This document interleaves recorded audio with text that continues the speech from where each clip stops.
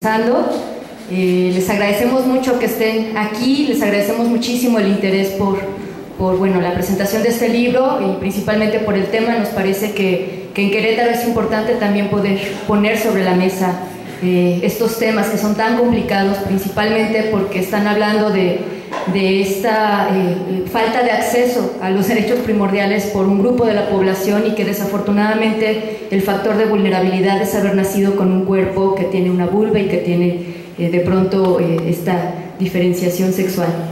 Le queremos pedir a Alejandra Martínez de Aquesex, que acaba de llegar, que nos acompañe por acá. Vamos a empezar con esta presentación. Estamos aquí muy agradecidas de que Javier esté en Querétaro. Esto comenzó como un asombroso contacto que se hizo gracias a las redes sociales que tenemos actualmente. Hay una comunidad en Facebook que también, en un momento Javier les va a hacer el favor de dar esta información de muchas personas que están interesadas en el tema de las desaparecidas y los feminicidios en Ciudad Juárez, y que a partir del trabajo que ha estado haciendo Javier desde hace 4 años, es que se ha podido de pronto concentrar este interés, este grupo de gente. En algún momento Betty se metió a esta comunidad y supo que estaba también ya este trabajo hecho, concreto en un libro, que además había como este interés y esta oportunidad de que Javier iba a venir a México pronto. Este libro se acaba de presentar en España recientemente, está como salidito del horno además. Y Betty nos hizo favor también de contactarnos a varias organizaciones, varias personas que trabajamos derechos de las mujeres y estos temas tan complicados como violencia de género aquí en Querétaro. Y es por eso que estamos por aquí, de pronto con la fortuna de que nos haya acompañado Javier. No puedo entrar al código de esta tableta. Me voy a permitir leer un poquito de la semblanza del autor que nos acompaña hoy. Javier Juárez nació el 17 de diciembre de 1978 en Melilla, España. Tiene por ahí un homónimo que nació en el 68, que también es autor, pero ya vimos que le roban 10 años por ahí. Es licenciado en periodismo, obtuvo su diploma de estudios avanzados DEA con la tesina Desinformación Gubernamental en Ciudad Juárez entre 1993 y 2010. Actualmente cursa el doctorado en periodismo en la Universidad Carlos III de Madrid, certificado en la adaptación pedagógica en lengua y literatura con prácticas como profesor en el IES Complutense. Es autor de la novela Tu Príncipe Rojo, que fue con esta novela ganador y finalista también de diversos certámenes literarios, de relatos y cuentos, así como de fotografía y periodismo. Desde el 2005 es asesor en comunicación. Es fundador de CENET, es esta organización que les comentaba, Sin Ellas No Estamos Todos.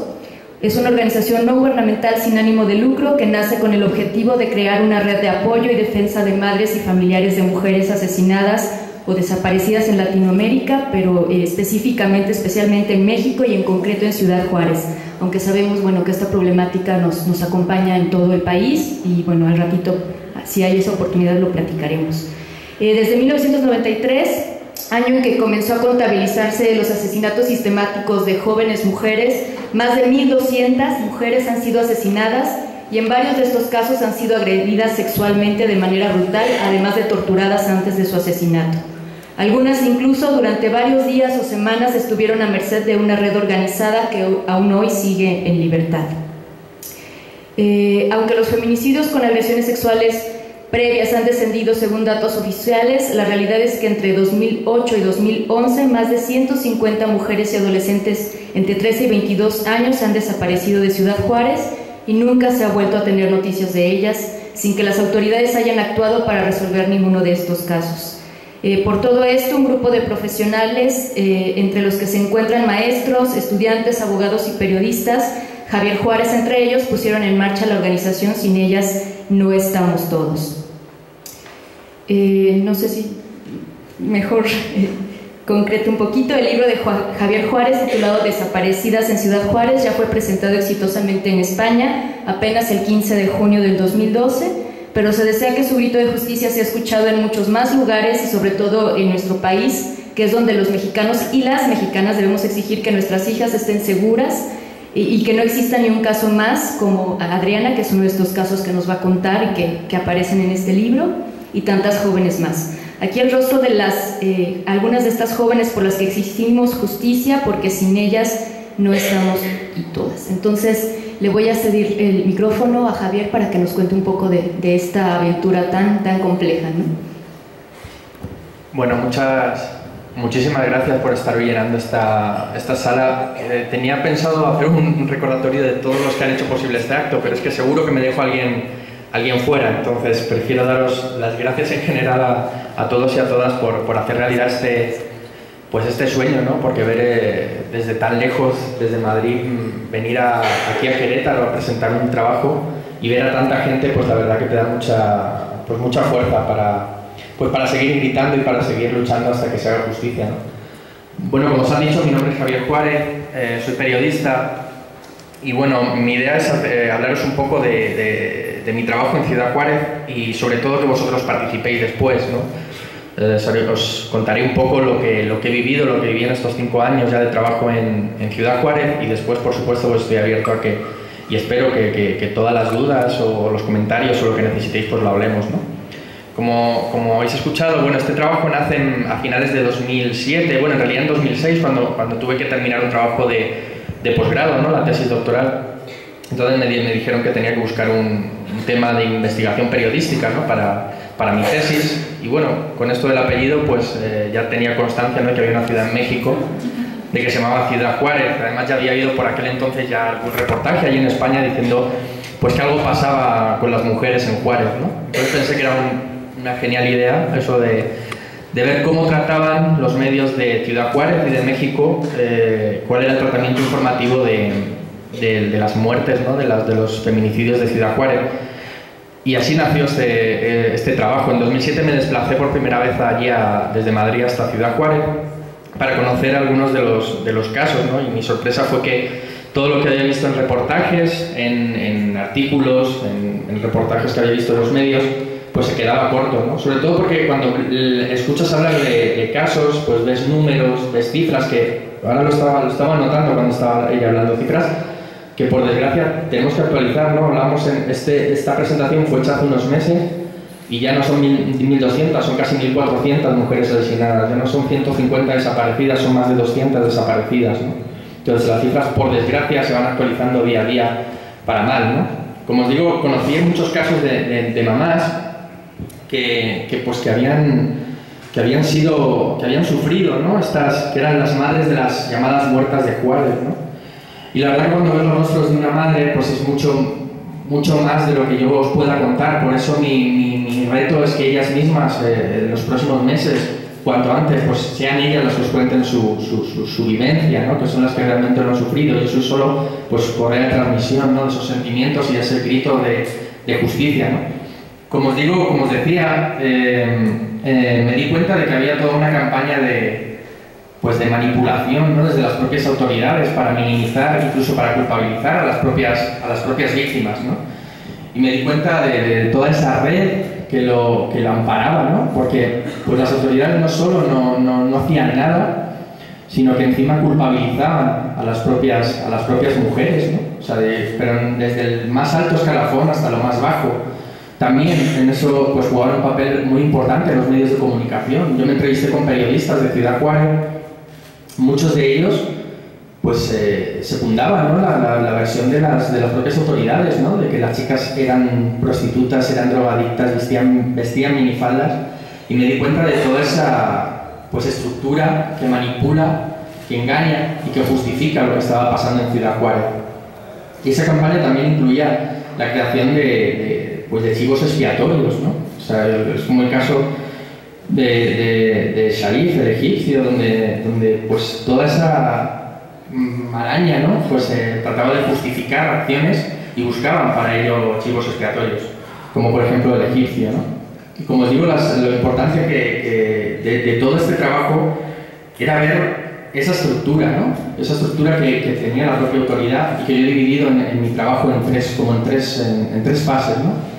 Una primera etapa que yo la fijé entre 1993 y el año 2000, que es, como digo, esa etapa en la que decenas y decenas de niñas pues, desaparecían un día y aparecían asesinadas, ¿no? Al cabo de semanas, algunas incluso meses, y parecía que había un área de impunidad que todo lo protegía, ¿no? Y parece que con el paso de los años, pues como esos casos que han quedado en un mito, lo del mito de las muertas de Juárez, ¿no? Pero es que no son un mito, es que son mujeres, es que son ilusiones que arrancaron de cuajo, ¿no? Y que yo en este libro también pues trataba de que tuvieran voz, porque han pasado muchos años, es cierto que los feminicidios han cumplido ya su mayoría de edad, pero es que las mujeres siguen ahí, las madres siguen ahí. Entonces yo creo que este libro también quería y quiere ser un homenaje a esas madres que se niegan a pasar página, ¿no? Y que quieren que sus hijas pues sean recordadas, y para ellas también hay una parte de este trabajo.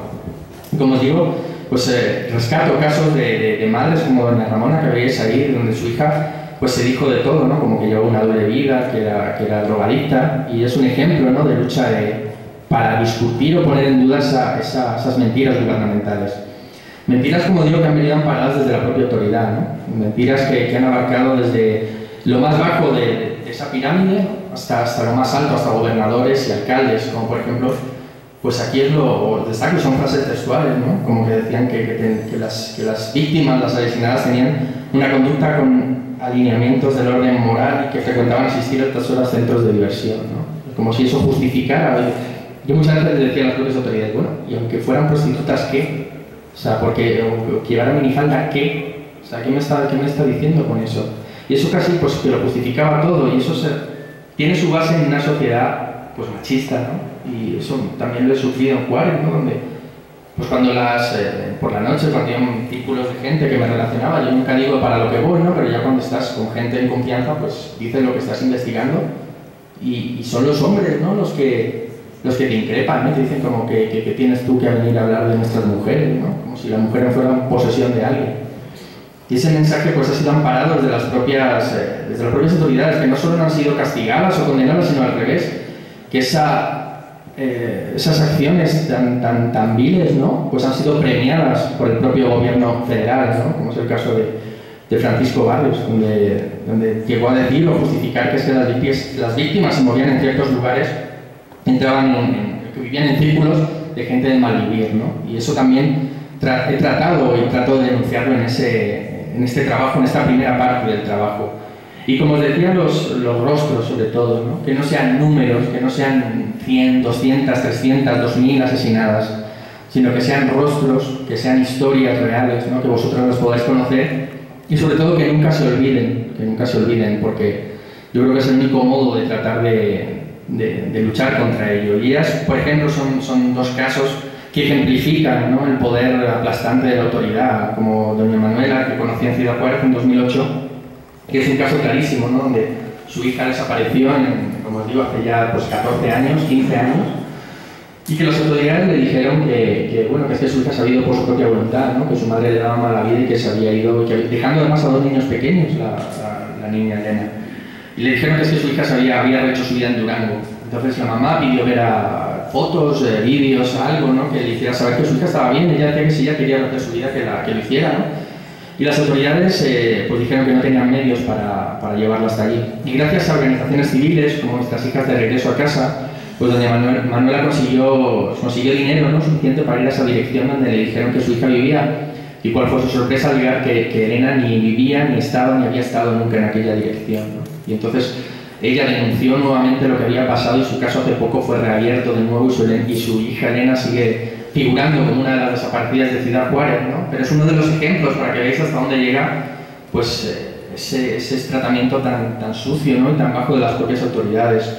Y el caso de doña Paula, que ejemplifica pues, toda esa cadena de poderes y de intereses, ¿no? Porque su hija rompía con todos los mitos de las desaparecidas de Ciudad Juárez, ¿no? Su hija era catequista, no tenía nada que ver con esas mujeres que frecuentaban la noche, que decían las autoridades, que insisto, aunque fuera sin nada, puede justificar algo así, ¿no? ¿Y cuál fue su caso? Que su hija desapareció y fue llevado por una fiscal que fue nefasta, que ha sido también denunciada, como Suri Ponce, que ella es todo un ejemplo de tapar, de crear archivos expiatorios, de manipular expedientes, y que incluso ha sido juzgada, ¿no? Por esa labor negligente, cuando no cómplice con las situaciones. No os quiero contar mucho más de sus casos, porque si no, luego en el libro no lo vais a leer y lo vais a saber todo, pero quiero que sea un ejemplo, ¿no? Como ella, ¿no? Que ella es, yo admiro a esta mujer, a Evangelina Arce. Ella es Pues lo que está pasando ahora en Ciudad Juárez, en el presente, ella es el ejemplo de lo que pasó, ¿no?, hace años y que sigue pasando, y es que su hija desapareció y nunca más se supo de ella. Su hija trabajaba en un bar y desapareció, o sea, nunca más se supo de ella, y ella, armándose de valor, pues cogió una caja, la llenó de comida y se fue al centro de Juárez, a los bares que frecuentaba su hija, a los ambientes pues peligrosos donde dijeron que pudieran haber llevado a su hija, y no tuvo miedo y se metió a buscarla ella misma, ¿no?, que es como os contaré lo que está pasando ahora en Ciudad Juárez, ¿no? Y ella descubrió la implicación de policías federales en el secuestro de su hija, porque no era una desaparecida, era una secuestrada de Ciudad Juárez, y las casas y domicilios donde pudo ser llevada su hija Silvia. Nunca se vigilaron ni se investigó todo eso que supo Evangelina, que hizo ella, una madre, y no las autoridades las que buscaron a su hija, ¿no? Sigue desaparecida, pero sigue en la lucha. Y ella, como os digo, en este libro yo doy datos de policías federales, doy sus nombres y apellidos, doy lugares donde puede estar Silvia, y espero que algún día sean investigados realmente donde puede estar ella, donde pueden estar sus restos. Y como os digo, yo lo he dividido en 3 fases.